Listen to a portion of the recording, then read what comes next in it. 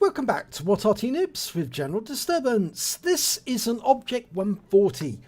It's the Tier 10 Soviet medium tank, and it's located on the south spawn of Prokhorovka under the command of Traindriver of WUN-2.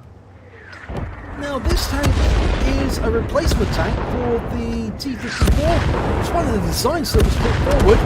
They built two prototypes, but unfortunately this tank had some drawbacks, namely that big cupola on top of the tank, which is a weak spot, and the top of the turret. Nevertheless, it did have good accuracy and a good DPM, but it was ditched in favour of the Object 430. Now, game started and Traindriver's making his way to the hill. Now this tank only has a gun depression of only 6 degrees, unfortunately. It suffers a bit of a drawback there. It's got a 100mm gun, alpha damage 320, penetration 264. That goes up to 330 if he uses heat rounds. It's got a reload speed of 5.22 seconds. The 5.22 seconds and that sort of DPM, you can do a lot of damage to the enemy very quickly, and the standard rounds are APCR. Now, Traindriver's made a bit of a cock up there. That area on that side of the cliff is a bit swampy, and trying to go up that hill, you lose traction, and therefore you can't climb. You have to go to the right and then come to the left afterwards once you're up top, and he's spotted that now. I've done that more times than I care to imagine. And his platoon mate has managed to get a shot into that batch at 25 ton. And Traindriver's diving through this dip here to get as far forward as he can into the bushes. Okay, this looks pretty good. He's searching for a target. 5.22 seconds on the reload is quite quick. And with that sort of gun, oh, he was spotted. His teammate managed to get a shot onto that target. They're both in Object 140s. Oh, he took a round from the back chat. He put a return round in though, 329. That's a low roll. Actually, no, it's a high roll. I'm thinking the alpha damage is 320, yes. Okay, now he's going very far forward. Remember, he's got low gun depression, very poor gun depression. So going over that line is going to be a bit dangerous. Now, his teammate is Kalo Marksman. Not the same plan. He's locked on, committed, and put a round into the T10 for 302. Now that was a low roll, but he has been tracked by the 257. But he gets an ammo rack and takes out the T10. Very lucky shot there. He's lost a fair bit of health there, that's the problem. And the Object 277 has committed himself. So if they all go together now, they can overwhelm these defenders. Going for the 430. First he gets a nice hit, 313 low roll. And he's getting, his teammates getting some hits on him as well. Trying for the tracking shot. Yes, he gets it. Good shot. And his teammate gets a hit in as well. He's got behind him. Oh, that one doesn't go through. Went into the tracks. Didn't go through. Goes for the side shot. And yes, gets it. Takes him out of the game. Oh, but he gets hit in return by an Object 268, who must be over the bushes over there. He returns the fire. But yeah, he's going to have to move. And he's burned his repair kit some time before, so he had to wait for it to repair naturally. He's using premium consumables, and that will speed up the reload time even more. One of the reasons why the Object 140, oh my god, what a leap! One of the reasons this tank didn't get accepted was because it actually has fairly poor armour overall. It's great, good mobility, but poor armour, good gun, and poor turret in terms of that cupola, which is a glaring weak spot, I'm afraid. Okay, now where's that 268? He's somewhere around here, and they need to gang up on him both together at the same time. The other Object, there he is. Okay, gets one round in for 350. It's a high roll, but he needs to get... Oh, he's going to track him now. Yeah, he's got a round into his tracks. He's stationary. He's going to stay there for a while. Yep, he's going to stay until he's dead. They just keep tracking him in the rear. He can't do a damn thing. That's it, he's gone. So he's got that kill. He's actually got 3 kills now. Dives into the water to get across. Comes out all soaking wet, but drives off.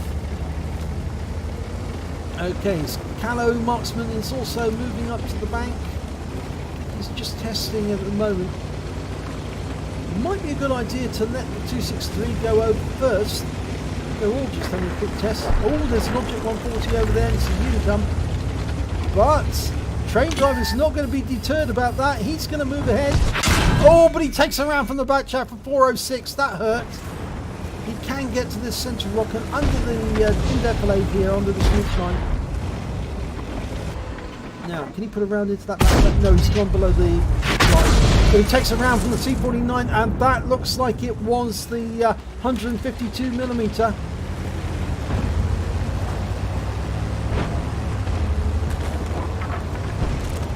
He's down to 472. He's not a one-shot yet, but he could be if he keeps doing this. Now he's moved even closer and got a lovely tracking shot there on the 432.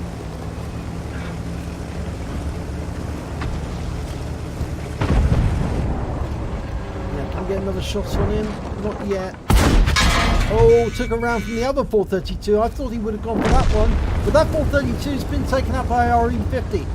There's a mouse there, and yeah, we can get him inside the turret. Lovely. Yep. Oh, he's got him. Got the kill. And here comes that T49 with a dirt gun, and he gets him. 221.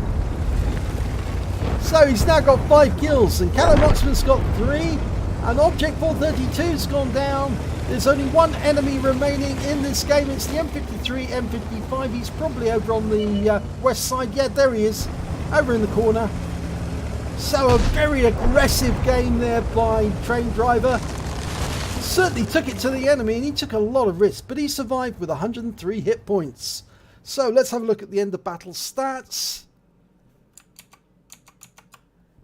And here they are. It's an ace tanker for Traindriver in the Object 140. He also picked up a Hand of God for surviving the battle, having received damage from 4 different enemy vehicles. A Spotter badge for getting at least 1,000 hit points of spotted damage during the battle. A Bruiser medal for getting at least 5 critical hits. He got 6. A Demolition expert for blowing up the T10. A Fighter badge for getting at least 4 kills. He got 5. A Duelist for taking down 2 tanks that did damage to him during the battle. And a 5 for effect for doing more damage than the hit points of his own vehicle. But he also picked up a Brothers in Arms, because between him and Callow, they both managed to get 8 kills in total. 5 go to Traindriver. Callow picked up the other 3. And that's a pretty comprehensive score, because it means they had the majority of the kills during the game. If we look at the team scores, we can see that it's actually the Object 277 managed to score the highest amount of damage. He got 4,879. Then came Traindriver with 3,777, and Callow managed to pick up 3,232. When it came to kills, it was Traindriver who got the most. He got 5. Callow managed to get 3. And then we've got the 50 TP with 2. And when it came to base XP, again, it's Traindriver at the top with 1,310. Callow, who managed to get 1,012. And then we got the Object 261 with 962 base experience points.